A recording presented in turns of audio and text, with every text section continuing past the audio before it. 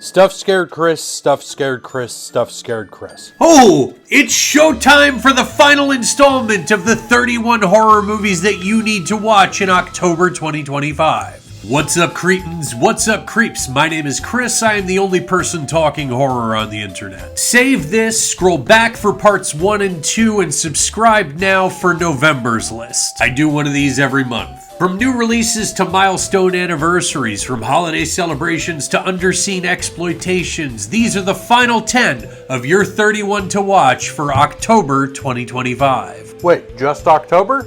No, it doesn't need anything else. Truth. Let's start the list. Alright, so to kick things off, float on over to your television on the 26th for the premiere of the long-awaited series, Welcome to Derry.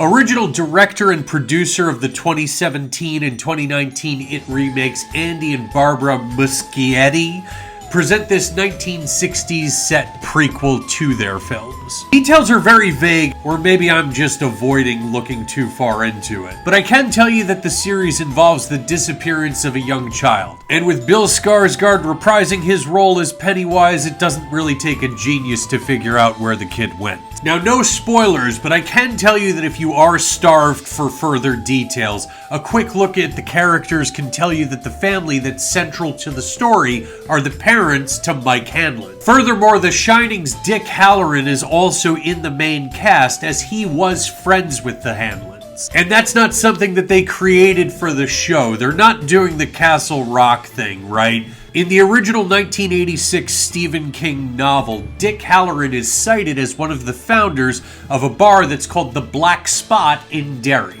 He left Derry for the Overlook Hotel, the circumstances of which I will not discuss, as I assume that they're going to be covered in the series. The show's going to run for 8 episodes in its first season, 1 episode per week through December 14th. Man, I hope they get this one right. Chapter 1 was one of the best horror movies of the 2010s, and Chapter 2 was one of the absolute worst. I mean, I agree, but hey, great news, Doberman has no part in it. That is good news. So if he's not doing it, what have the showrunners done?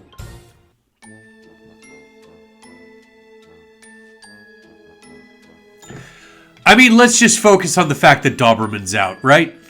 You know what? That's good enough for me. Same. So let's pivot to something else that was always personally good enough for me, celebrating its 25th anniversary on the 27th, our 23rd movie, Book of Shadows, Blair Witch 2. Now, if you weren't around for it, you will never fully grasp how hated this movie was. Like, far more than Halloween Ends. This wasn't even polarizing, as they say today. It was just straight up hated. But what you wouldn't understand about that is that back then we had a monoculture, and the majority of people that hated this movie didn't even bother to see it. Most of them hated it because they hated the original Blair Witch Project. And they assumed that they would hate this. It's an easy target. Or maybe they even liked Book of Shadows, but the hate was so drastic, so they just hopped on the bandwagon. I mean, no, it's not great. It doesn't come near what the original does. And yes, it's jarring seeing this as a narrative feature and having the original film exist as a movie that these characters have all watched. And yes, the 15-month turnaround time was not sufficient to give us a worthy successor to the original. But you know what? If you've always had it framed for you as an absolute pile of shit, allow me to reframe. It's not nearly as bad as people want you to believe that it is. Give it another shot. You may just like it. But don't bother digging into the secret of S-Rever. You have to have some time set aside because you've got double duty on the 27th, as it is also the 60th anniversary of Die Monster Die. Now, this is the oldest movie that I'm asking you for the entire 31 movie October set, and it's the only pre-Night of the Living Dead flick. I do so with good reason. In the twilight of his career, Boris Karloff co-stars in American International's flick that follows a young man visiting the parents of his new fiancée. A series of increasingly bizarre occurrences happen until everything unravels in a late entry into atomic age horror. And you wouldn't know it just by watching it because of how much it strays from the source material, but Die Monster Die is adapted from an H.P. Lovecraft story. Which story? The Color Out of Space. This is actually its first adaptation, only the second feature ever based on Lovecraft's work. Interestingly, it was directed by Daniel Haller, who would go on to direct 1970's The Dunwich Horror 5 years later, making him the first director to attach himself to Lovecraft's work multiple times. Yes, Stuart Gordon did it better, there's no debate there, but Haller also deserves appreciation. Appreciate Haller and appreciate life as we move into the 28th for our 25th flick, the 20th anniversary of Saw 2.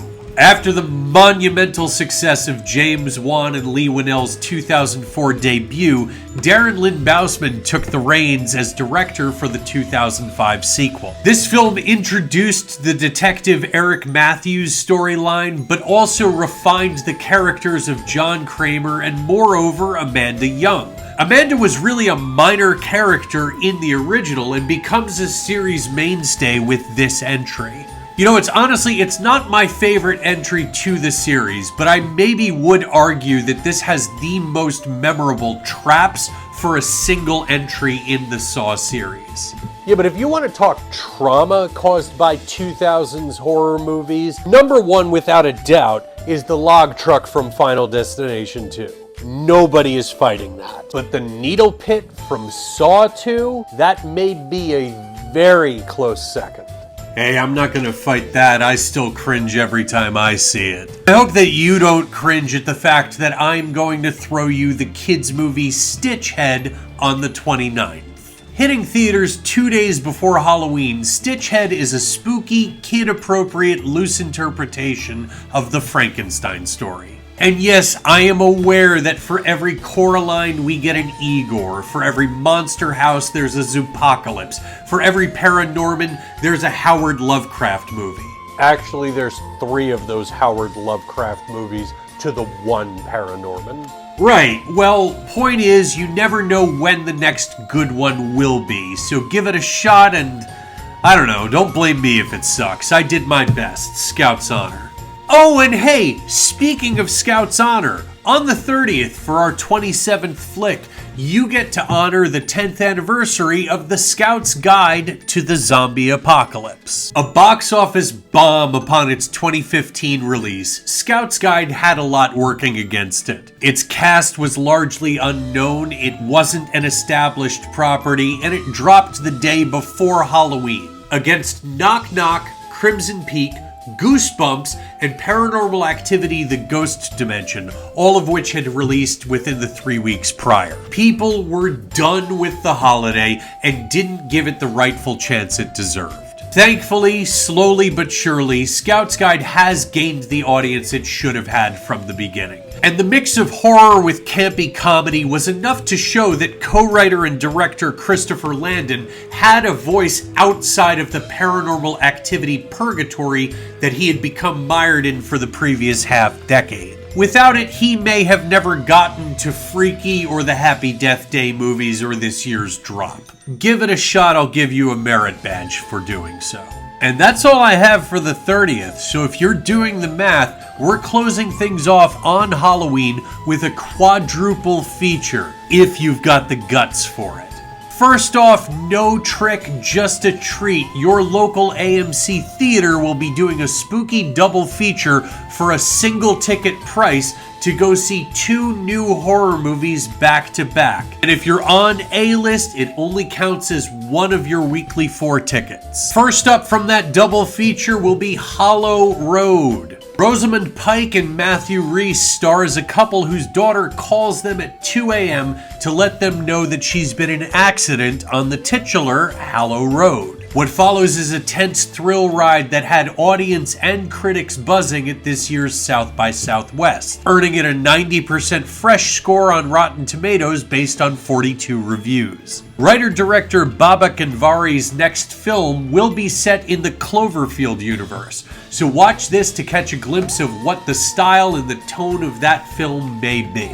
And lighter in tone playing alongside that is the comedy thriller Vincent Must Die. Actually currently outdoing its counterpart, certified 93% fresh based on 30 reviews, Vincent Must Die looks to be a brilliant execution of a very simple concept.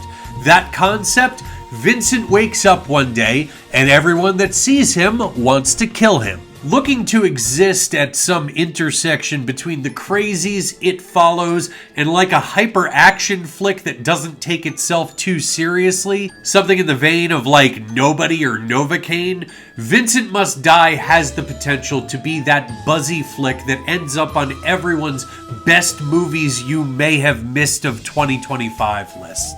And don't leave the theater just yet. If you think that you're done, hold on, because you don't want to miss out on Begonia. Yorgos Lanthimos' third collab with Emma Stone in as many years sees Jesse Plemons and Aidan Delbus kidnapping Stone's Michelle Fuller, the CEO of a major pharmaceutical company. They do so because they're convinced that she's secretly an alien plotting the Earth's destruction. This is a remake of a 2003 South Korean film called Save the Green Planet. If you're the type that likes to watch originals first, give it a shot. But adding to the horror of it all, Ari Aster is actually on board as a producer of this film. Anybody who's seen Lanthimos' work need not be told that it is polarizing. And yes, this is a batshit crazy premise, but this looks to be his most accessible work yet. And finally, closing out our 31 to watch for October, the 1978 classic, Halloween. I know for the majority of us, I'm just telling you to do what you already were going to do, but having done these lists for 11 months and having recommended 160 films to you to date, I would lose all credibility in not suggesting that you watch the film that redirected and legitimized horror without trying to make it anything more than it is. It is a simple story that captures the genre, the season, and the holiday better than anything before, and I'd argue since. Your final October watch, John Carpenter's Halloween. So there you go, cretins. That's gonna do it for today, creeps.